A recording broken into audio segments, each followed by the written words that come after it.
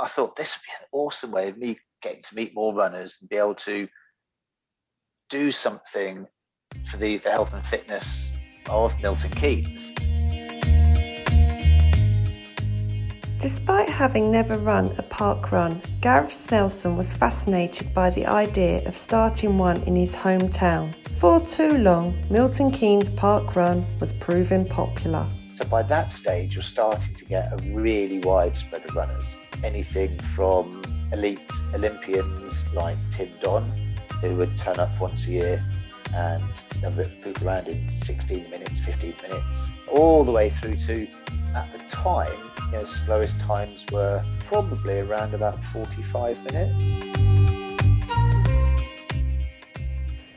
Now with the country slowly emerging from the coronavirus pandemic, he has big ideas for the future.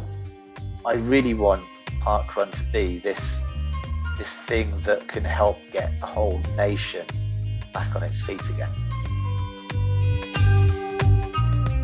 Welcome to the Running Tales podcast. I'm Michelle Lewis and this is MK Parkrun founder Gareth Snelson's story.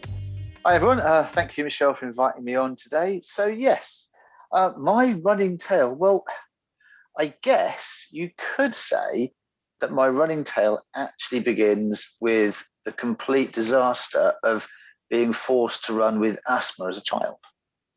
So I think certainly around Milton Keynes area, a lot of people know me as being the founder and event director for Milton Keynes Parkrun. And of course, then everyone just assumes, oh, well, you've been running forever. And it's like, well, not exactly. And I must admit that from about the age of 10, I detested running, absolutely hated it, simply because I ended up suffering from asthma. And at the time, that simply meant that whenever we had to do our weekly, I used to think of it as cross country, but it wasn't. It was just a couple of laps around the Redgar, around the school. It was always that awful burning in your lungs that is just deeply unpleasant. And of course, you can't stop because the teacher won't let you stop. So I was always, without fail, the last person home. Absolutely last. And I have to say, my mates at the time, Belma and Des, were just awesome. They would always run back, and actually Kev as well, they'd run back or they would stay with me, so I didn't actually cross the line completely alone, which was awesome. But it was just that constant burning right in the center of the chest, always. So of course, in my head, just running was this absolutely awful thing. Of course, you look back on that and you go, well, actually, I'm really glad that my parents and my teachers didn't let me get away with it, because if I hadn't done that, it would almost certainly have been an awful lot worse than it was. And I'm pretty certain that these days, the medications that are available alleviate most, if not all, of those unpleasant symptoms. So yeah, those first few years as a kid running were not great. But I also remember that we did this sponsored run walk thing, and this would have been probably my last year at middle school, so they've been about 12, 13. And I did that, much to everyone's surprise. But of course, that was much better pacing. You weren't hurtling off, it was running bits of it and walking bits of it. And I think it was about 10K in total, which at the time was just this enormous distance that seemed to last forever, but not in a bad way.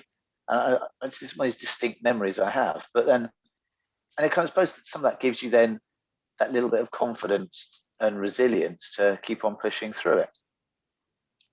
But I was never really into running. And certainly at upper school, running was something you did as part of rugby training, and we'd just, especially in the winter, just go out in the most awful freezing conditions and run through the streams and stuff like that. But again, I was always back of the pack. Certainly never found it particularly easy. And I don't even know why I really started running. It was just something that almost happened. And you've got these weird memories. So how do you remember these things? So first year at uni, me and my housemates decided to go for a run. And we probably didn't get more than about 200 or 300 meters. I don't remember how far it was, but I remember that we were like, yeah, start running. And, just going out there, I was probably just wearing a pair of jogging trousers and high top sneakers. And yeah, didn't last very long. And then I remember in the summer of my second year at uni, was the next time I ventured out for a run. And again, that's when I started pushing things a bit more and felt that awful burning in the lung sensation again. But I don't know, I guess it must have been fairly unpleasant. I didn't run again after that either, but I remember those two occasions.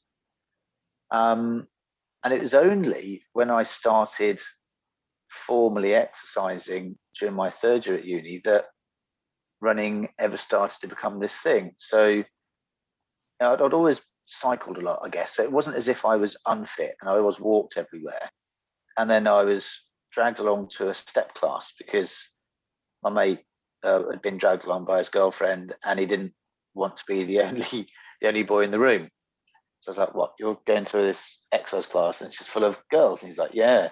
He says, "It's awful." I was like, "That sounds brilliant." so I started going along. And then after that, we all joined a gym. And I remember doing little bits on the treadmill and stuff there. But obviously, I was then starting to get into fitness a bit more. So it's only when I returned to uni for my final year, which had been 93, that I started running. And I used to run right across the centre of Nottingham, out to the Trent, around the city ground, around Trent Bridge, and then back again. And that kind of became like a route I would then do a couple of times a week. And whether that was because I was getting a bit older or the asthma was better controlled or anything like that, but I remember I didn't used to suffer with my lungs in the same way anymore.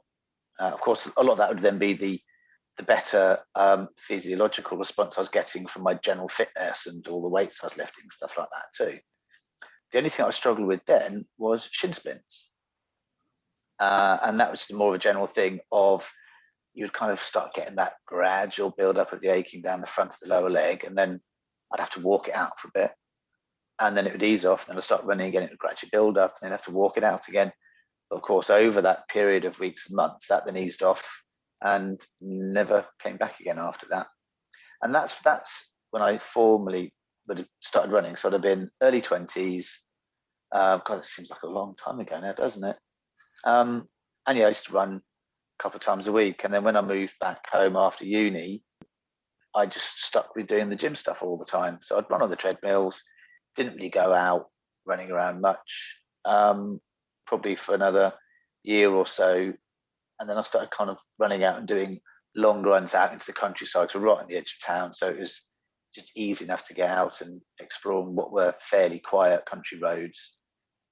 I was probably knocking out distances of 10 plus K 2 or 3 times a week.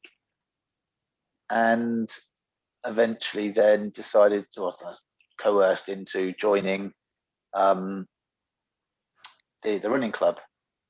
And the name was completely gone out of my mind. Bedford Running Club, not Bedford County, the other one.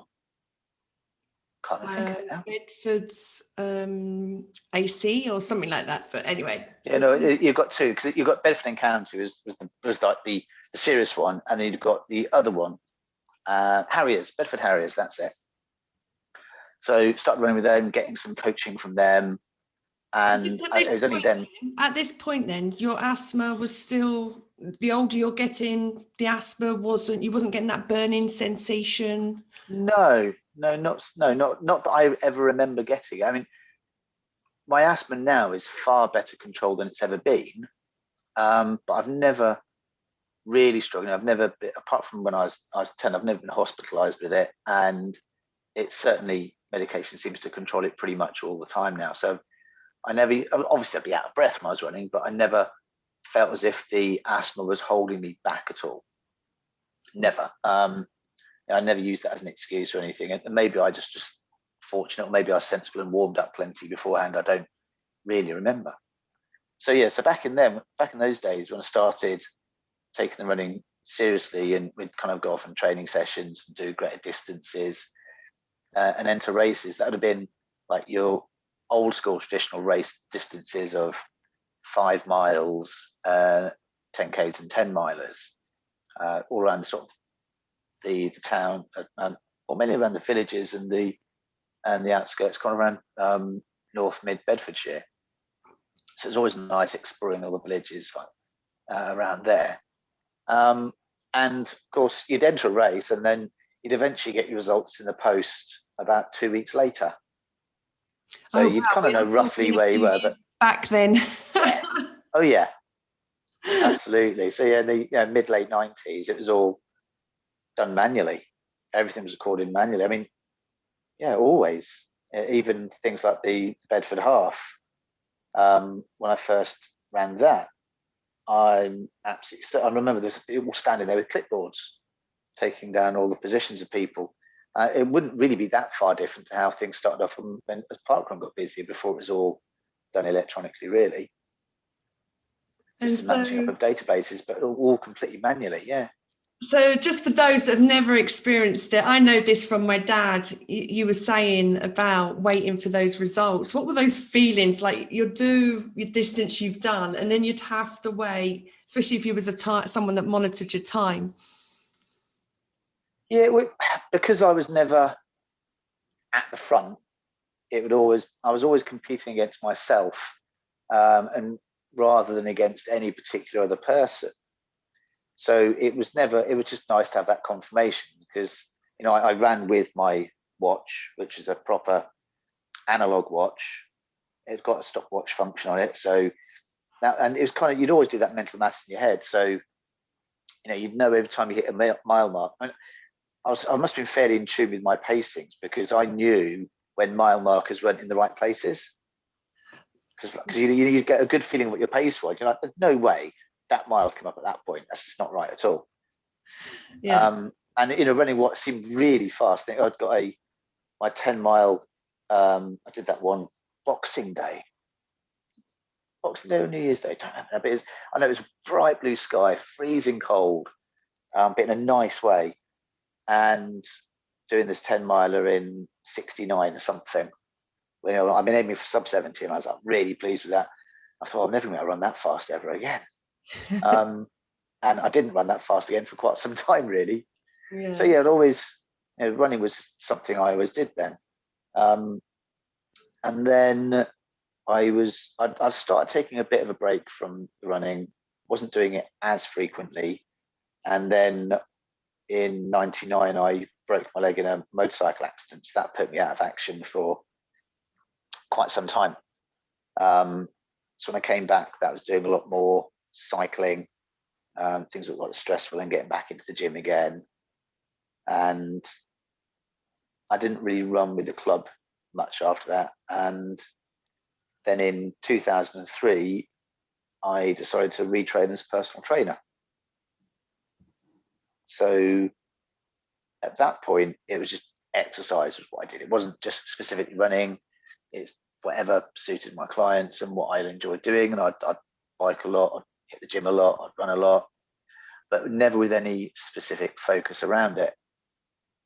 And then started taking the running more seriously again once I'd qualified as a PT. I wasn't a member of a club or anything. I just moved to Milton Keynes. I didn't put the effort into trying to find a running club. I wasn't really aware of anything other than Marshall's. So the running was just what I did by myself. And I liked doing the adventure racing stuff. So, I'd get a few of the clients to the gym, and we'd all train up and do things like the Nettle Warrior. What was that one? That was the original adventure racing in the UK. Tough Guy, that's it. So we did some more on the Nettle Warrior one. And then enjoyed that. So then started entering all these other races that are around like sites that were used for military testing and stuff. So there's lots of ups and downs and mud to crawl through, and all the this is the very early obstacle racing stuff. So it's much more about challenging terrain and less about made up obstacles, really. But I also managed to make myself quite ill. So in those days, it's kind of learning more about your own body and what you can take. And what I found is that I started getting these repetitive chest infections. So I'd do all this exercise, build it all up. And I think I'd entered this series of 3 or 4 different races, did the first one, but then between the first and the second, got this chest infection, couldn't do the next one, and then kept pushing. And every time I kept pushing to try and get my fitness back up quickly, of course, it then took another step back. So I never actually completed the rest of those races at all. And a lot of that was just this learning process of realizing that exercise shouldn't ever have to be really hard work. And you've got to, yes, you do need to gradually stress your body to get the fitness improvements, but constantly pushing and pushing and pushing and never not eating right, not resting right, can be extremely detrimental to your health. Yes. So at that point, the next race I entered was my first ever marathon. And where was that? This was the South Downs Marathon. So I didn't really go in for an easy one to start with. I was going to say, up, down, up, down. Very up and down. So I did as much of my training as possible on hills.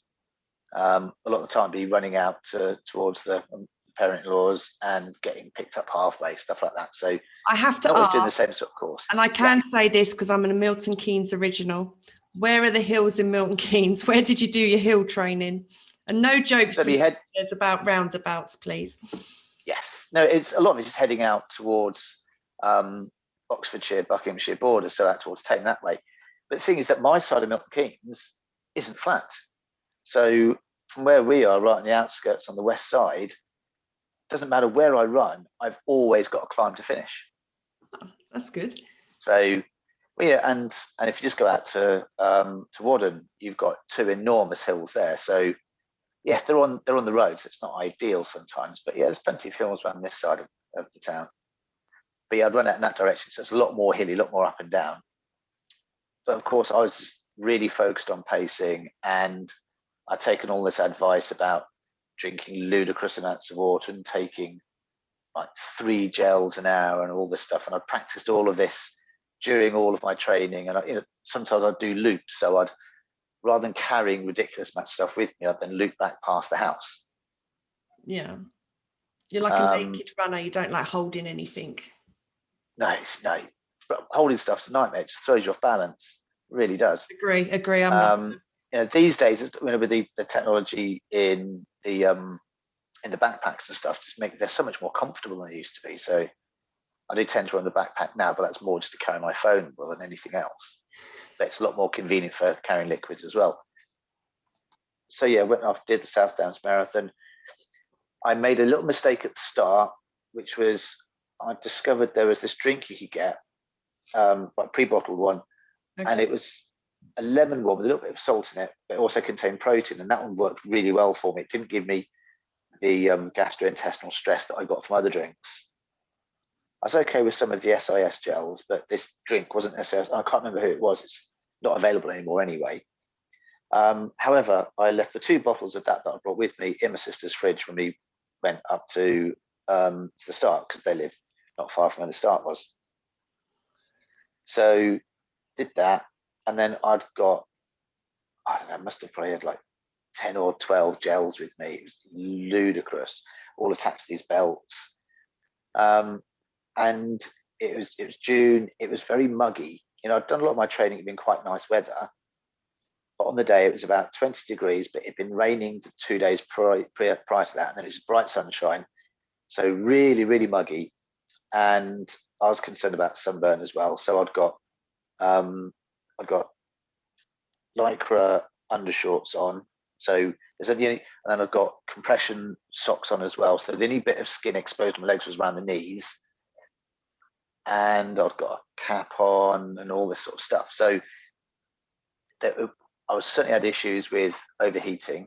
I was trying to take it nice and easy. I'd got my plan. I knew what I was doing. The Garmin was there guiding me on the pacings. But I got overconfident after that 10 miles. And it was only then that you hit the first big gap in the escarpment, where we dropped down this really steep farm track, crossed over a road, and then back up the other side. So I belted down this bit, because it was really good fun. It was, with all the heavy rains, it was kind of all carved out. So it was very, very technical. Hurtled down that, got to the bottom, tried to run up the other side, and just massively, massively overheated. So by the time I'd got to the top, which should have been around about mile 15, I was out of it completely. Explain the symptoms. How are you feeling for those that are new to running and haven't experienced so it? This was just, it wasn't like you were completely exhausted. It was just that you know, I could see my heart rate wasn't coming down at all. I just felt really, really hot and a little bit sick. Yeah. So I think I laid down in the shade for a couple of minutes, and I was like, I'm going to keep on moving. So it never occurred to me that I could stop. Now I was like, well, we're going to keep on going.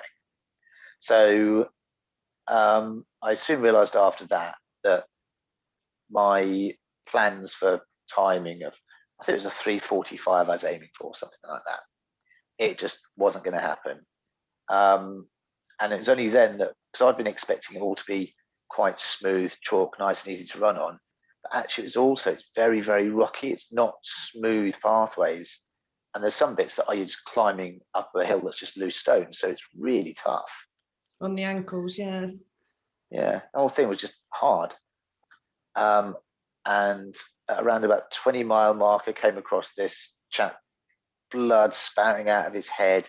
He'd taken a tumble just on the trail, no reason, just other than fatigue. So, of course, then I had no idea where the next marshal was going to be. So I ran almost a mile back to the previous marshal to get assistance for him. Came back again. And a short while later, just about to cross the road, there was a little bit where the pathway jinked off left and then right.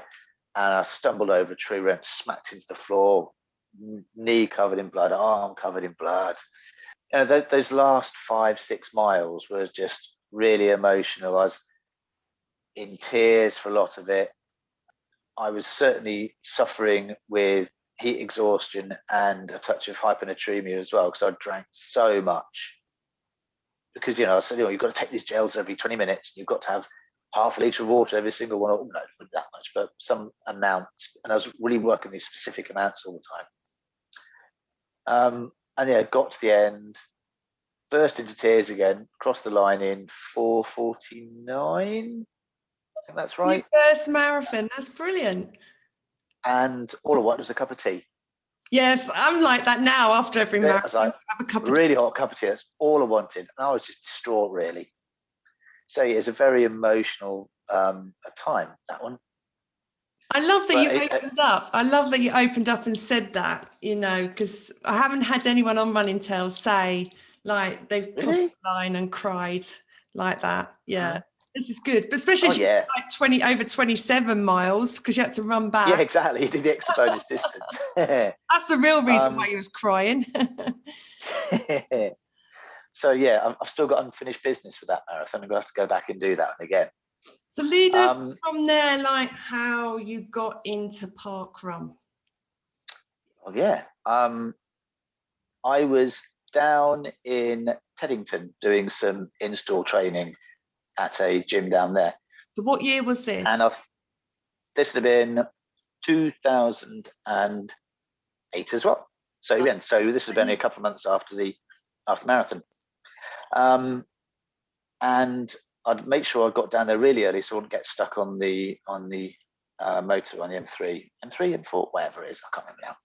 So coming into West London really early in the day, it's a bit rainy but quite nice.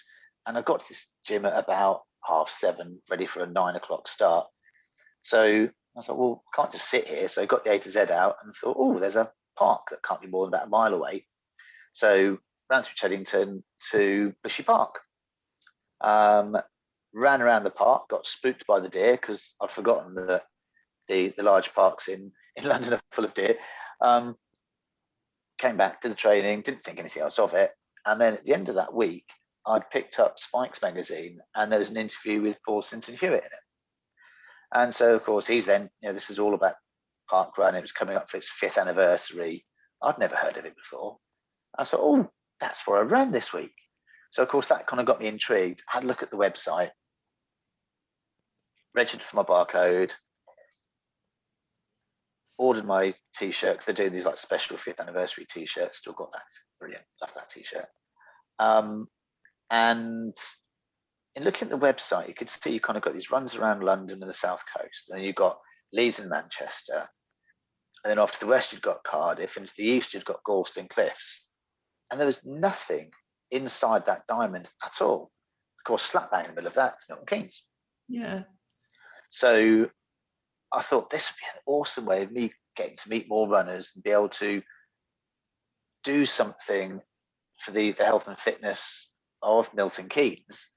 Because, not everyone can afford or thinks they need personal training, but this way I can help an awful lot more people. And at the same time, hey, great, I can actually get to meet other runners, and it won't be so much dull, boring running because I'm not by myself all the time. So I rang them up and said, I'd love to start a parkrun. They're like, oh, awesome. And we started chatting, and they're like, well, so how long have you been parkrunning for? I was like, I've never done one. So they're like, maybe you want to give it a try first, just to make sure. Okay. This had been the October, so this was the weekend of the 5th anniversary. So the two nearest to me were Bushy and Black Park. So I thought maybe I don't really want to be going somewhere where there could be 500 people. That's going to be terrifying and put me off. Okay. So went to Black Park and absolutely loved it. I had a fantastic time. I did like 22:37, I think my time was, and it was utterly exhausting. Really hard work all the way through, because I'd never really, for many years, done such intensity of a relatively short distance. 5K is really, I think, a much harder work than a marathon, because it is constant right from the start. You've got to push if you want a time, or you're not going to get it. So went back the next week and volunteered for them. That would have been, so for anyone that's done parkrun before, these days it's all just, you get your phone out and then your barcode scanned, and that's pretty much all you ever notice from it. So in those days, and they've still got the same time as broke events, they've got this really cool tag timer. But then you would just queue up, you'd have a little metal disc, queue up, ready to go to the laptop, and they would then ask you for your barcode number. So they'd type your barcode into this Access database, which is, you'd upload the latest version on a Friday night. So they'd search for the athlete, and then they'd type in your position. And then, of course, it's only when they got home and got connection to the internet, they could then upload all of that, and the results would come through. So yeah, helped out searching for the athletes and putting all their details in. And then rang up Parkrun again and said, yep, definitely want to do this. When can we start? So they came up to Milton Keynes, we had another chat, went through everything, how to find people to help me out. And I just asked all of my clients if they could help out, and then put messages up on notice boards on Fetch Everyone and Runners World, and got all the help I needed just from doing that. And then we were supposed to be launching the second Saturday in January in 2000, and I'm out by a year, it had been 2010. So it's 2009 that I came across it, sorry, because it was just after Anya had been born. So just before we'd launched, the laptop would have crashed, do like blue screen of death. So Paul Sinton Hewitt himself had actually driven up on the Thursday night with a new laptop for me, and we'd met properly and had a good chat. And he was like, oh, you've got this like tiny little kid here, and you're taking on all of this. I was like, yeah, it'd be fine. It's really, I think if I'd realised at the time how much it would take over at times, then it would have probably put me off from ever doing it. Obviously, I'm so glad I did. but there's been a lot of times you think, oh, why am I doing this? So 2nd January in 2009 is when it was supposed to have launched, and that's when we had a massive dump of snow. So we decided to push it back a week, because the course, you could have run it if you were confident running in snow, but it was really thick snow. And our biggest concern was the fact that the car park wouldn't be usable and the roads would have been treacherous. So delayed it a week, and then us and Newcastle launched at the same time. So we were runs 24 and 25. And how many did you have on your very first park run at Milton Keynes? 49, I think it was. Oh, wow. Big difference to the figures before COVID.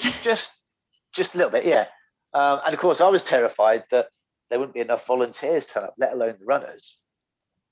So, so getting the runners there, the volunteers there initially was, oh, thank goodness for that. Right, okay. And then, having that many runners, and that first one was actually the smallest number we've ever had. So, and it's all just taken off from that. Over that first year, our average was 99.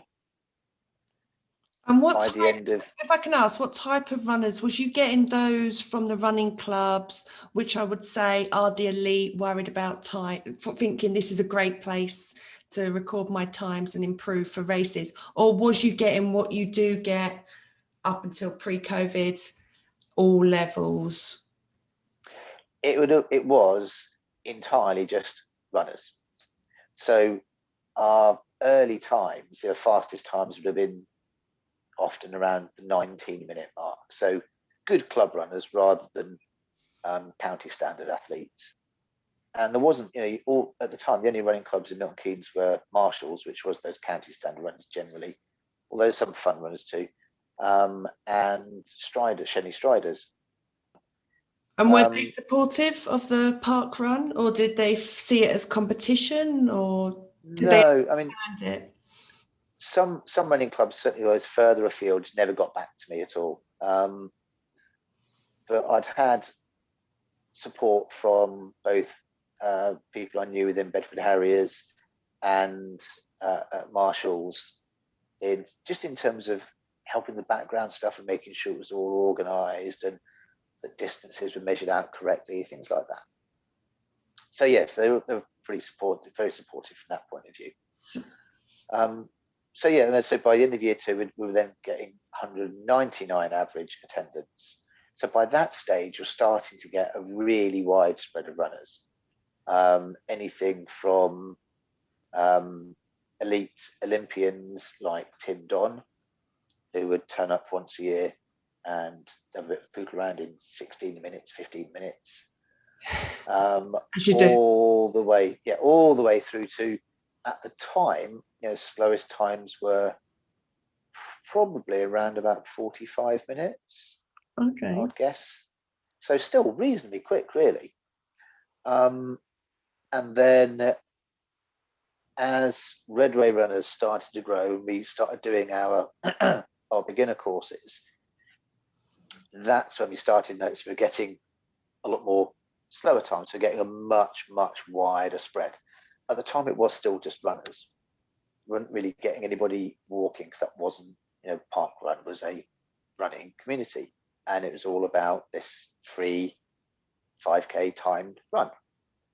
Whilst, of course, now it's far more about the health of the nation and just getting people active. So, yes, we'll still occasionally get the really fast runners, and an occasional ex-Olympian will turn up and run with us, which is always nice. But we also get people who are walking it in over an hour. And some of those are ones that maybe they're recovering from injury, or they just would rather walk it because they can then chat their way around, or they're just starting off running and at this stage they're not yet ready to run. But for you, how do you feel from someone that never done a park run to suddenly setting one up and then seeing, the amount that was turning up each week before COVID hit? It will, the numbers will be large again post-COVID. That you have started something that have made so many people in Milton Keynes think about their health and get fit and do something and have a place to go. It's something I'm really, really proud of. But the thing is, it's not just Milton Keynes. So, we've got, some of my team in the past have gone on to set up other park runs. Oh, okay. So specifically, we've had members of the team who went off to do Linford and Buckingham, and I know you've got someone at Salsey. Daventry, I think it is. Salsey Forest, you've got someone helping there. And then we've had, then other park runners who weren't necessarily part of the team itself that would generally organise each week, but have gone off and done. Definitely did. So Salsey and Tring and Bedford and it's completely open my mind. The just south between Milton Keynes and Leighton Buzzard. Rushmere, thank you. With the great bong. I love Rushmere. Yeah, that's it. Yeah, beautiful park run. It's a great little course, that one is. So all of those have directly come from Milton Keynes. They're the ones that I'm aware of.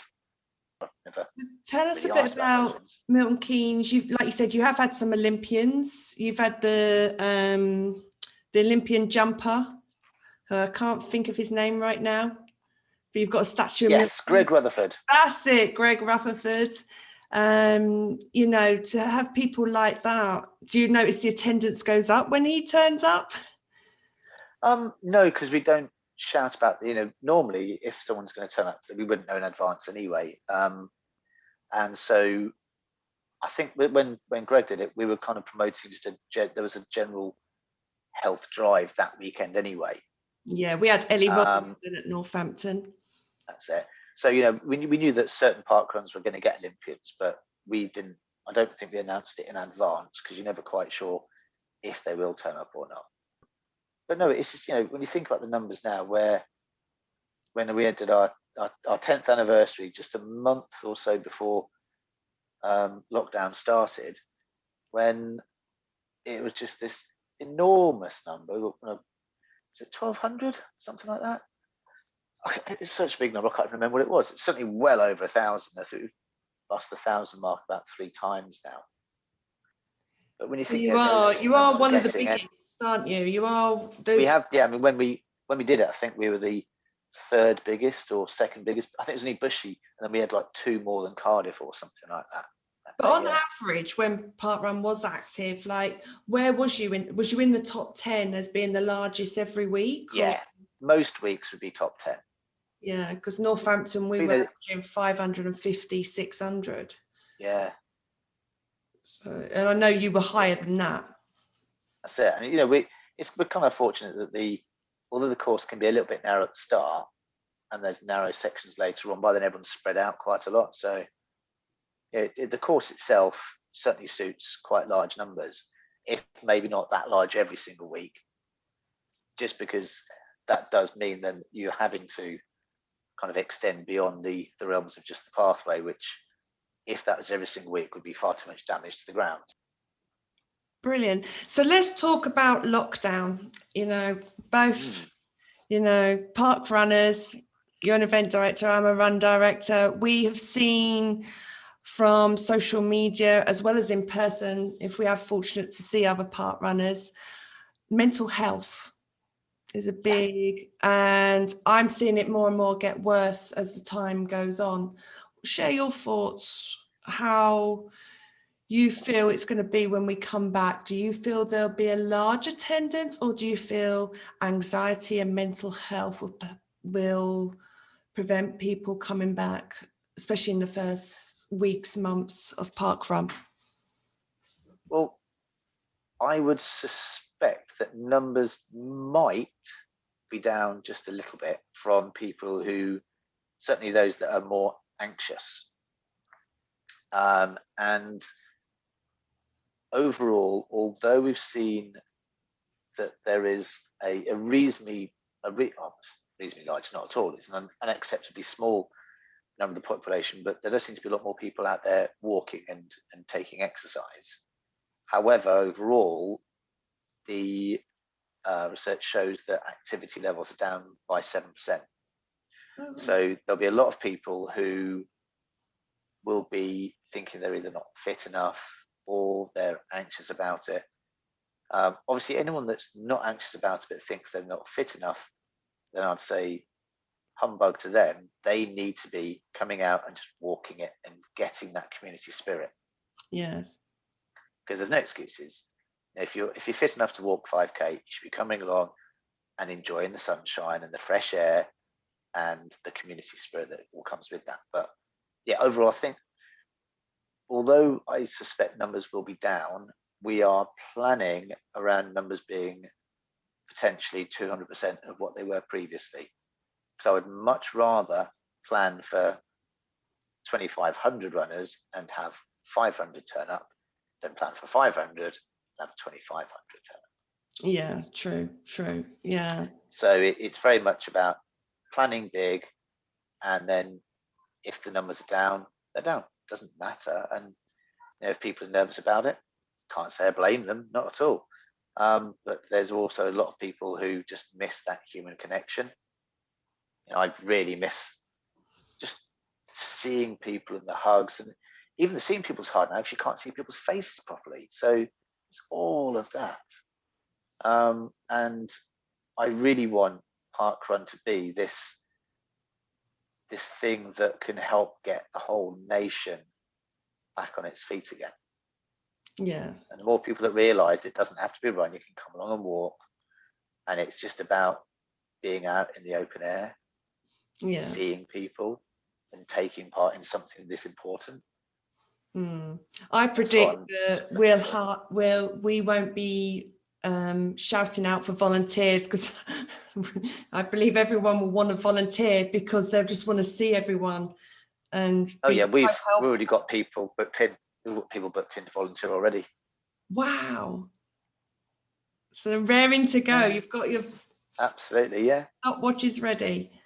If anyone's visiting as a tourist, Milton Keynes, I'll have to look you up. Absolutely. And so to round this off, Gareth, let's ask you a few questions. So what's your favourite treat after a race? My favourite treat would be a double espresso. And if you've got one of our cake sales going on, it has to be a bit of coffee and walnut cake to go with it. True. What's your favourite distance running, racing? Favourite distance racing? See, that's a tricky one, isn't it? I love 10 milers, but I think at the moment it's the 5Ks that I'm really looking forward to doing again. And what's your, other than Milton Keynes, what's your other favourite park run? Oh, no brainer there, Sheringham. Okay. I adore Sheringham Parkrun.